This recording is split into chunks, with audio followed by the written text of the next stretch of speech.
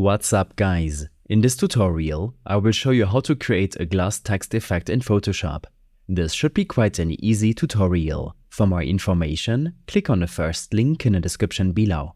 You can grab this template from the Envato Elements page linked in the video description. By signing up for Envato Elements, you get access to this template and thousands of additional add-ons, plugins and templates for Photoshop and other creative apps. The download process is quick and easy. Once downloaded, you'll find the file in your Downloads folder, usually compressed. On the Windows PC, right-click the zip file and choose to extract it in your Downloads folder. The process is similar on your Mac. After extracting the file, a new File Explorer window will open up. When this is done, launch Photoshop and then drag and drop the transparent glass effect logo mockup file into Photoshop to open it up.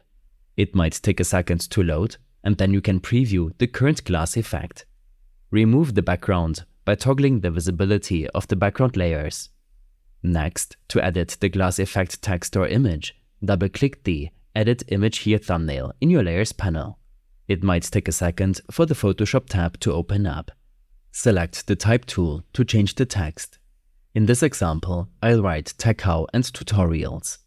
When using the Ctrl and S shortcut on PC or Command and S on Mac, you will save these layers, and the changes will be automatically applied to your original glass effect Photoshop project. Head back to the previous file to see how the text changed. Again, feel free to import a logo image instead and replace it with the text, but make sure it's a transparent logo file.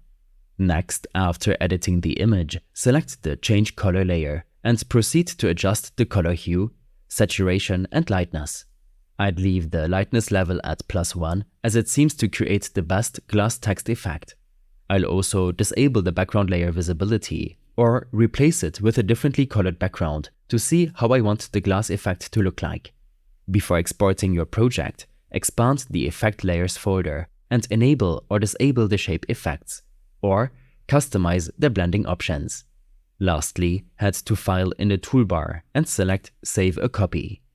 Next, rename the file and change the file type to PNG if you're exporting an image with a transparent background, or JPEG if you kept the background.